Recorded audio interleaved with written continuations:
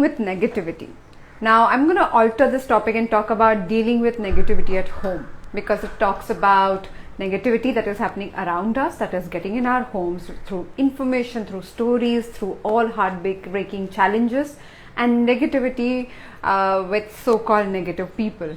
Now, so many of you have been asking questions around this, because now that you're confined in your houses, you are dealing with certain kind of people, only talking to people online. There are so many challenges that you keep dealing with, and you absolutely have no clue how to deal with these so-called pessimistic negative people.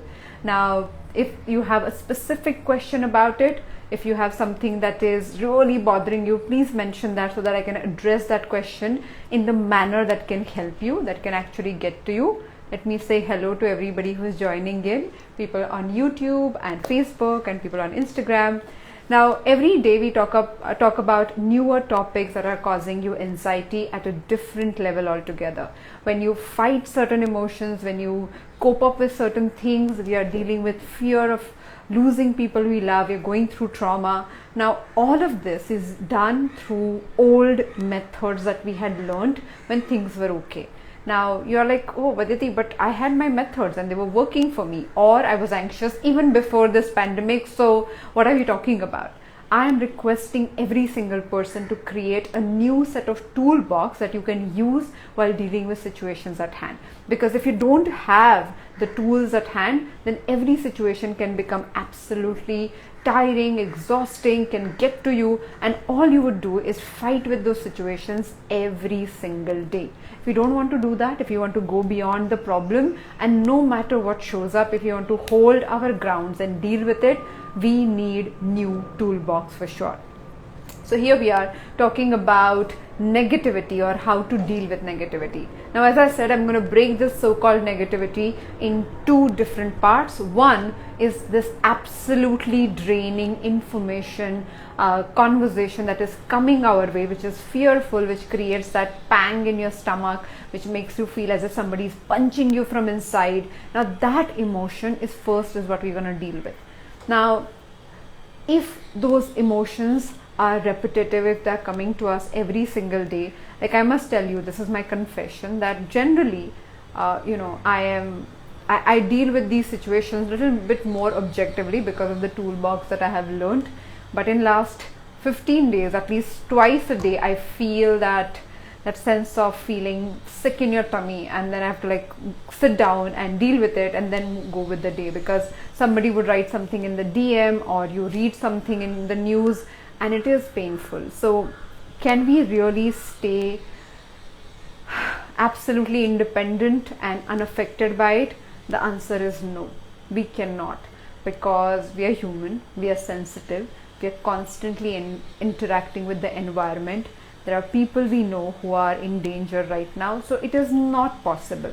So as I always talk about this, let's begin with accepting that it is not possible. It is not humanly possible to stay unaffected.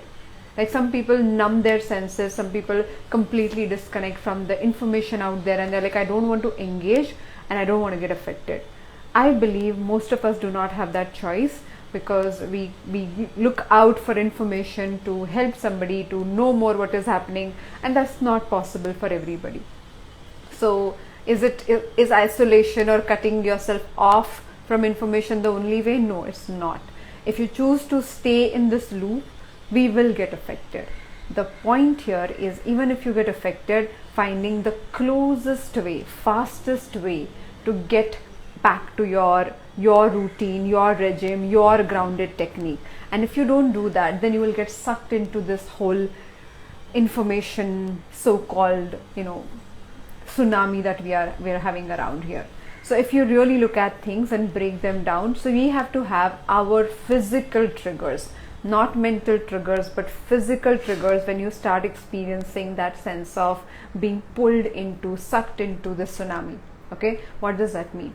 every time you're reading something, not every information does that to you, but there are certain moments which gives you physical sensation, like upper back, you feel tightness there, lower back, you feel that discomfort and heaviness, people clench their jaws. Now physical symptoms can really be your key, your GPS to know where you are taking your journey. Why I call it GPS? When you are on a path of, say you want to go to Delhi, and if you're driving to Delhi or driving to Goa for that matter, so if you're driving to Goa and on the GPS you take one wrong turn, your GPS keeps telling you, come back, get onto your track, come back, get on that highway, make a U-turn, take the next right turn and make again the U-turn and come back on the highway.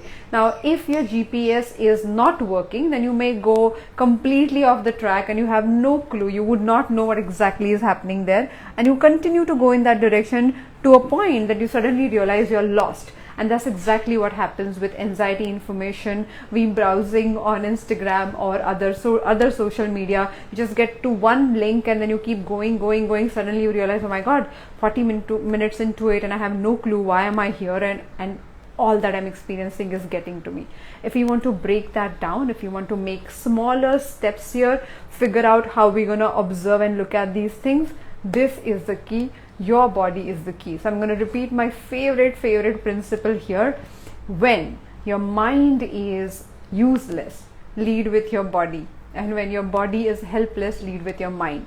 Now here, because the mind is absorbing all this information, we're going to lead through our body.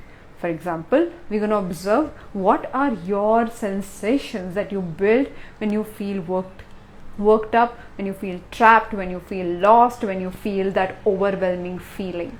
It could be a sensation in the tummy, like the way I was describing it. I feel as if something is sinking in my stomach, and I'm like, okay, time to stop this and probably take a breather. So I take a walk, I go and like have some green tea. I just do something which would just take me out of this emotional interaction. Okay. But do you think that will happen one fine day, that would happen immediately? No, it won't. It would happen slowly and steadily by you building your awareness around this. And if you start doing it, if you stay committed to the process, we'll be able to achieve a huge deal of success with it. Now, it's a day at a time. We all know this. It is a moment at a time for some people. It is an hour at a time. So literally we are counting on things that are going out of our control and we're trying to negotiate. Now, second really difficult question to talk about, how to deal with negative people. Do you have that question? Do you feel completely sucked into this loop of people constantly throwing negativity at you and fighting with you about it?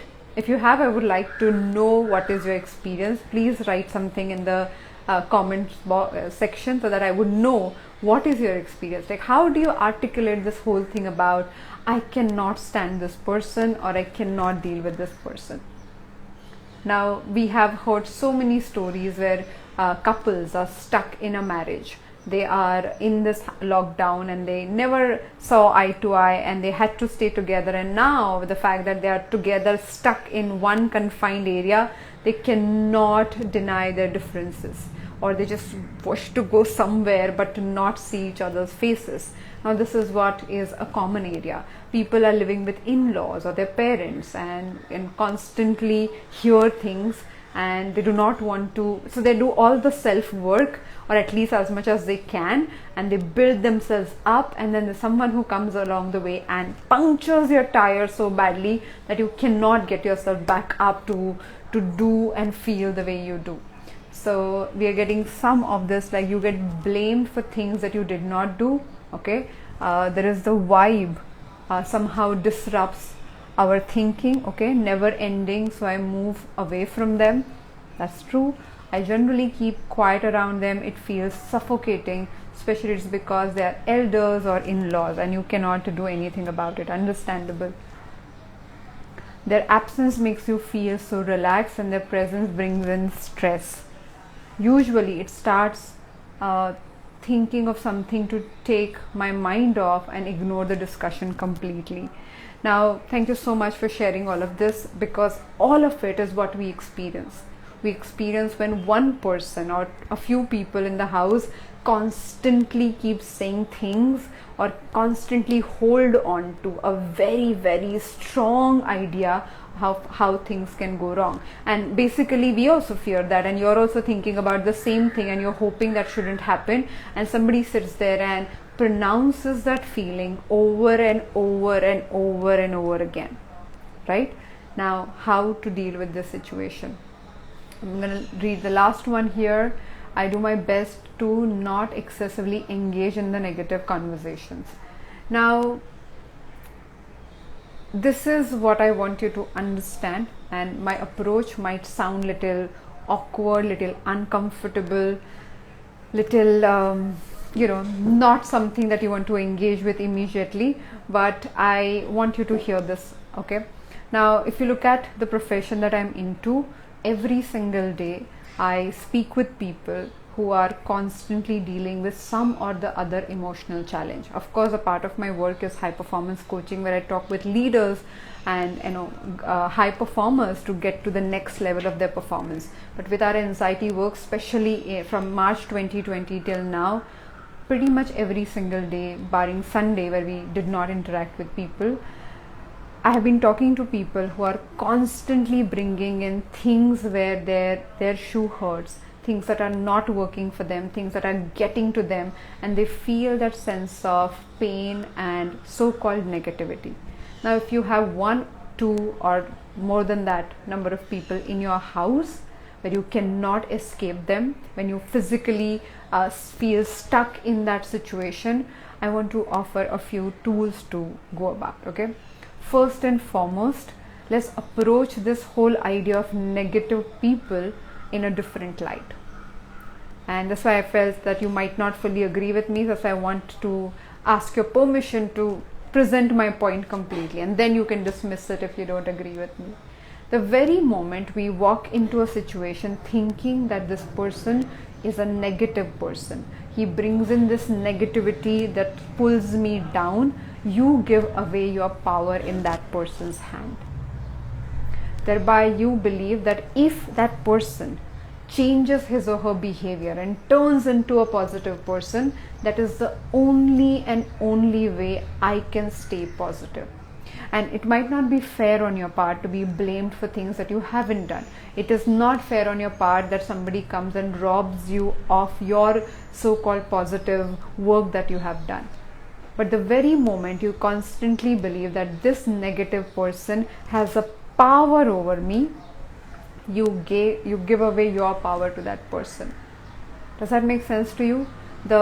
If you look at the situation, if you walk on the road and if somebody is behaving really, really crazy, or somebody who is mentally challenged, that person comes to you. And let me give you my personal example.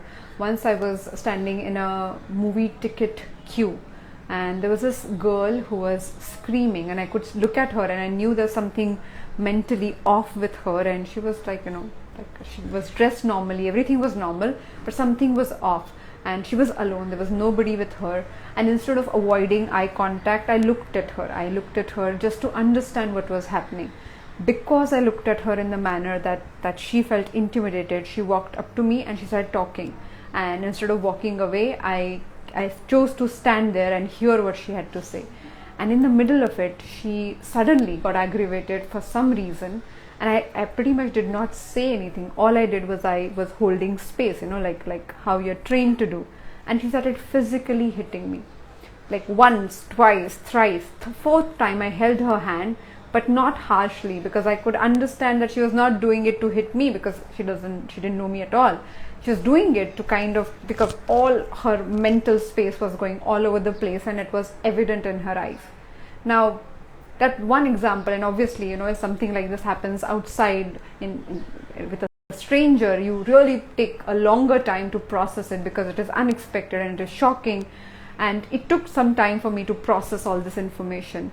But when I thought about it, I feel, we do that with a stranger. I was patient, but a person in my own house, if they would have behaved in an obnoxious manner, crazy manner, probably I wouldn't have given that level of calmness to them, because I'm like, why are you behaving like this? Why can't you control yourself? That all the expectations that come in there. So first of all, negative people can have control over you only and only when you give away your power to them. Second point, the people who are generally older, people who are already stuck in their mindset and all of that, all the suffering that they are going through, are even more aggravated at this point in time because they are scared, and not everybody knows how to deal with their fear. So people express it as anger, resentment. They throw their all angst on other people. Most of the time, all of us will end up doing this. We choose a person that we can bully, we can control, and we tend to push and direct our frustration at the person we can. Does that make sense? The person we can, in a way, control, we tend to control when we are in frustration, when we absolutely cannot make sense of things going wrong. And this is where the aggravated emotions are higher. The third aspect, how are you contributing to the situation? And you're like, but I'm doing nothing and I'm being blamed. I do almost all the work. I'm not saying what you're doing physically. I'm saying what you're doing mentally. Most of the time we have this resistance to these people. We just want to run away from them.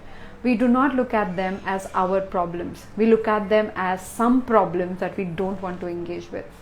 Now let's change the situation. And if you have a child, if your child is going through something like that, would you just avoid your child? Or would you look at it and say, okay, my child is probably dealing with all of this.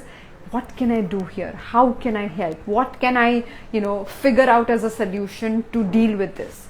But when it happens to people who are not your kids, our first reaction is, don't spoil my environment. Okay, I have cleaned it. I have made everything clean. Don't walk in with your dirty shoes here. So the first reaction is to push them off, is to ask them to get out of that so-called thing that they're doing. And this is where the slightest challenge happens, because when you stand against this negative people, and I refuse to call people negative. I believe people are filled with negative thinking, but the very moment you say the person is negative, you only and only derive negativity from them. And I have seen this, the smallest example I'll give you. If somebody is a dominating person in your house and who's like constantly deciding and controlling everybody, that person, if let's take for example, he is caught by a cop or caught by a traffic police. Have you seen like somebody who's like dominating a minute before that conversation suddenly goes like, yes sir, what can I do? What's the problem? Why is it happening? Now what do you require? They just suddenly become very different. They leave their authority, they leave their dominance, and so-called the police, the traffic police, can bring out the politeness of this from the same person. The situations are something, and you're like, yeah, of course he's pretending, he is not polite internally. I agree. But similarly, the situations can demand different behaviors from all of us.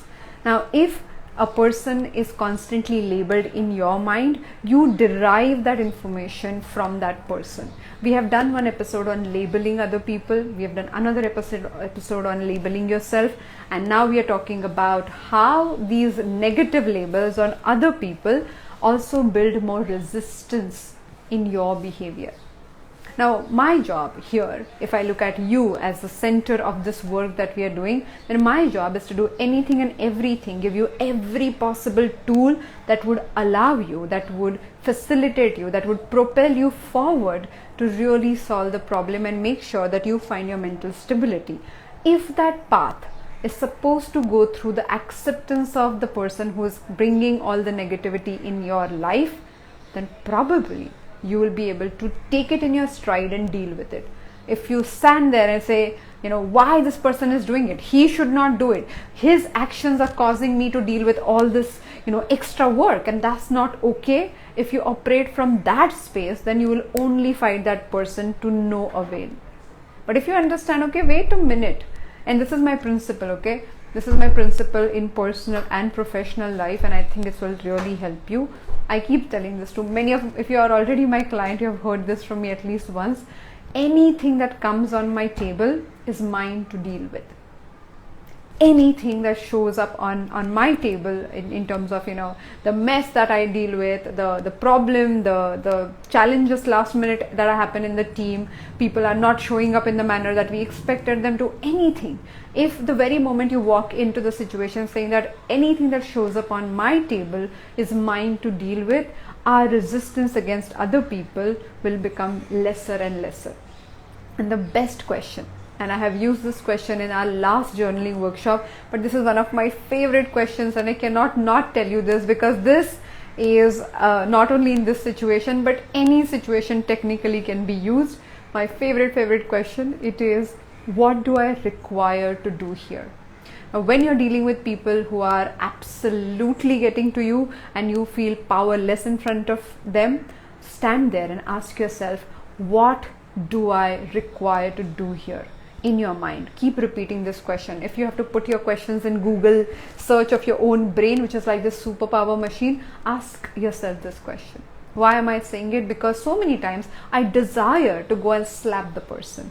I desire to stand there and fight with you and tell you to stop being so negative because you're spoiling my mental environment. But the very moment I stop and I say, what do I require to do? No, I don't. I desire to do this. I wish to do this, and I know all of this is building, but what do I require to do? I require to stand there and listen to this person, probably. I require to stand in this situation and figure out, probably do some research that how to deal with anxiety of my teenager child. Probably I need to do research in figuring out how to work around bullies.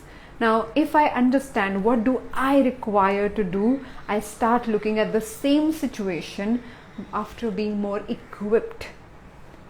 But it's like, if you're not able to crack a recipe correct, and if you sit there and keep repeating the same thing over and over again, and you're like, but I want that particular flavor and it is not coming, I don't know why it is not coming, and I had eaten that dish in my friend's house and it was so nice, but now I'm not able to crack it. If that is the case, then you probably need to change something about your recipe. And the question is, what do I require to do here? Now, you might have to go ahead and check the recipe with someone else who already knows it, or Google it and find the other alternate option. Probably change your ingredient, change the process, change the temperature. You require to do something that would find the possible solution. Right? What I desire is decided by where all I have been, what all I have seen, what I believe in, but that might not be the effective solution in this moment. But if I choose to stand there and only decide, operate from my desires, then I will look at other people and I'm like, you are the problem.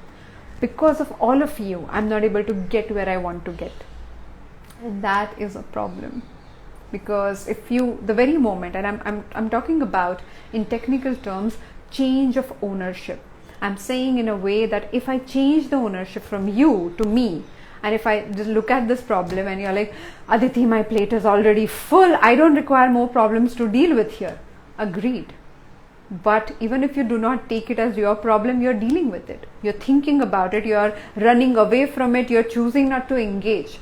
And if you choose to engage, probably you will develop a newer capacity to go around the problem. And the very moment you say, but I'm not, like, I want you to tap into your capacity to look at a solution and not move away from it. And that's the biggest difference. It's not only about how people treat you, and people can be shabby, and people can be horrible, and people can be manipulative. I'm going to give it a moment for the plane to pass. I'm nowhere discounting their behavior, their inability, their lack of tactics to solve the problem. I'm saying, how can I go around this? Absolutely around this, to get to the balance. Because if you have 3 people, even 1 person in your house who is suffering and being negative and sucking all the energy out of your environment that you're creating, you cannot just ignore that whole thing. Or if you choose to walk into the situations and move around them, running away from the situation, moving out of it is always a choice. It's absolutely always a choice. I'm requesting capacity building. I'm requesting skill building. I'm requesting stepping up and going beyond the situations that are in front of us. And I know it's a tougher choice, but my friend, in this moment, we all require to be more than what we were before. And I understand it is tough, and I understand how difficult it can be. But if you choose to be responsible for it, things can be different. One of the closest examples I can think about was my interaction with my father. Like, if I mentioned that I left my home very early, and my father and we didn't speak with each other for 6 years. Directly after 6 years, when I met him and we started talking again slightly, my father was very ill. And then within 6 months of being ill and our conversation starting, he passed away. In those 6 months, because he was going through all the emotions and he was going through suffering physically, he was extremely cranky, and he was so all the things that I probably knew about my father and were like scared of him as a child, or were detested as a teenager, he was becoming that into 200 because he was not well. And so many times this happened that every time he got into those emotional outbursts, or those moments of feeling absolutely frustrated, I was the only person, it so happened, to stand there and deal with it. And that time, it was the first realization moment for me that something that I kept running away from, or kind of avoided technically by the choices that I made, I was standing there and dealing with it. And that time, my mom used to say this, like, you're the only person who can absolutely calm him down. And that time I was not into so much of calmness work. It was 5 years, 6, 8 years ago now. I was not so much into this kind of work.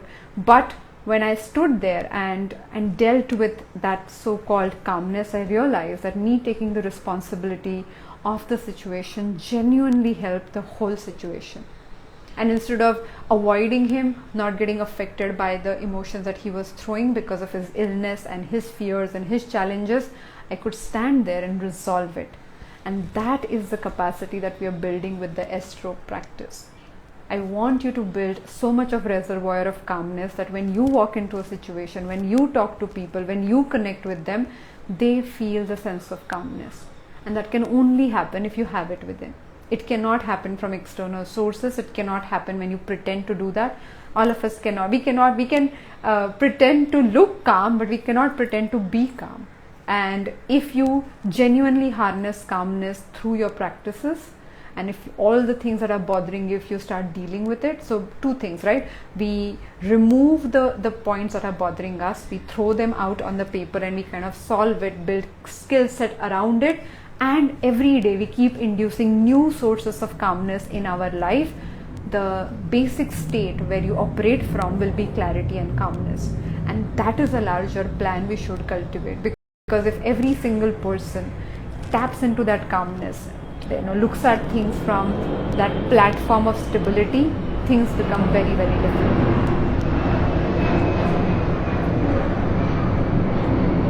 20 seconds for the plane to pass by. So let's get to our S-stroke practice, the Kama Sutra flow of thoughts graphotherapy practice. When we do that, all we require is a ruled page and a ballpoint pen. Now, when you do this practice, if you're new on the platform, if you're seeing this live for the first time, I will explain how to go about the stroke, and we can actually learn the stroke together.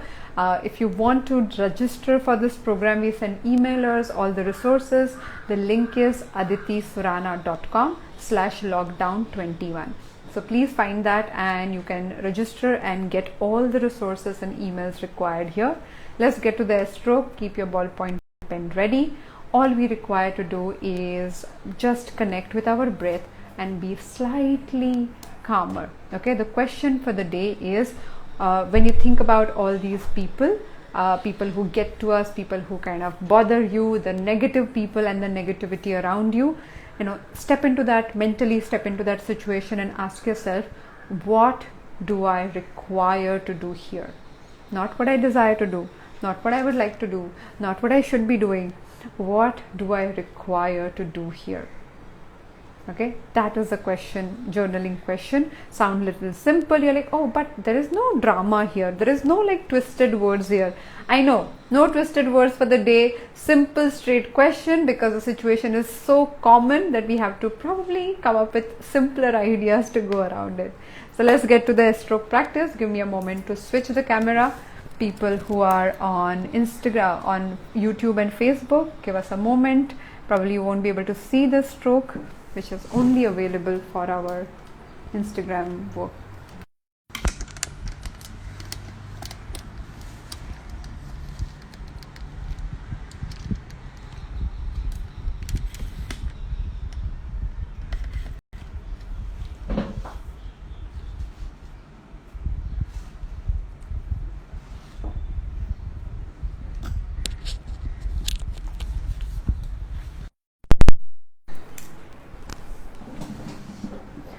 So make sure that you breathe slightly deeper than your normal breath.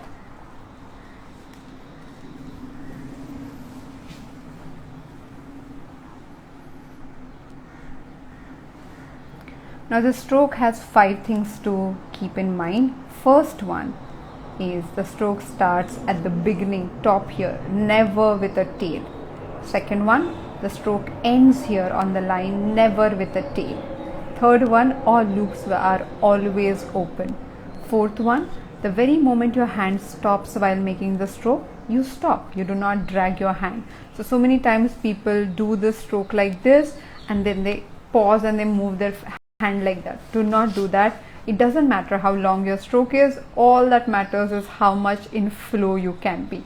And the fifth point, which is like the most important point here, is breathing slightly deeper than your normal breath.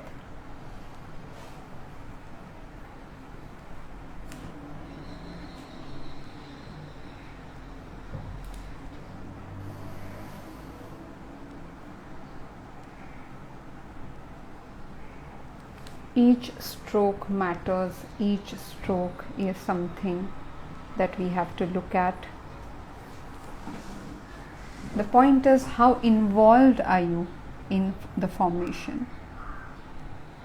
It is not only the habit of doing it without awareness, we are actually cultivating a routine to be aware of our breathing and the stroke formation. So many people feel that their emotions are going all over the place when they practice this particular stroke,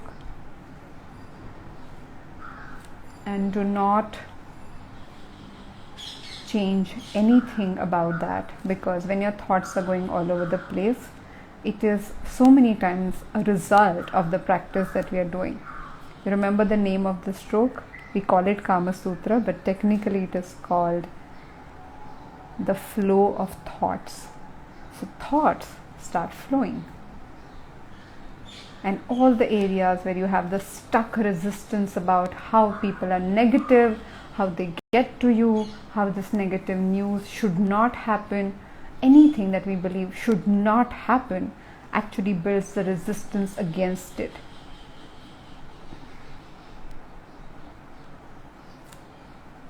It's like yesterday's example. If you stand in the kitchen with your finger that is bleeding and keep telling yourself that it shouldn't have happened, your speed to reach the solution, which is like probably getting medicine, getting ice, or whatever the solution, will reduce.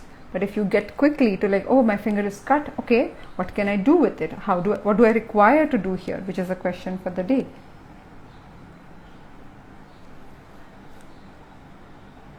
Your way of looking at the same problem changes.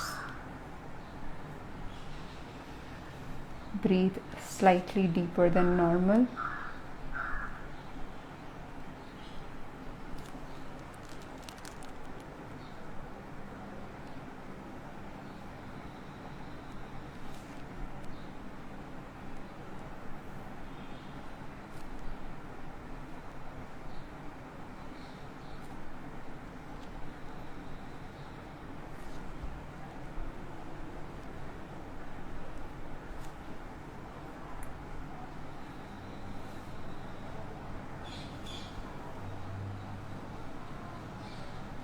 Get your attention on the stroke and on your breathing.